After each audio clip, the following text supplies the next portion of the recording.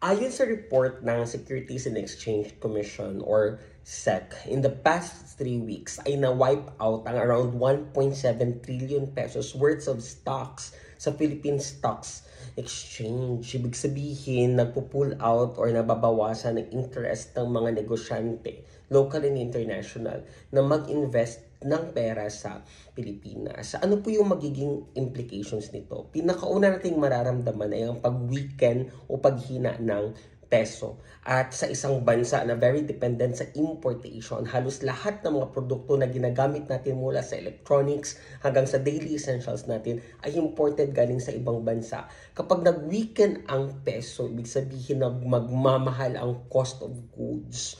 So pagpasok ng mga produkto dito sa Pilipinas, magmamahal ito and it would cause great inflation. This is one of the sad effects of corruption. Hindi lamang ninanakaw yung pera sa bulsa ng taong bayan, ninanakawan pa ng opportunity na umunlad ang Pilipinas because investors are losing trust in our government.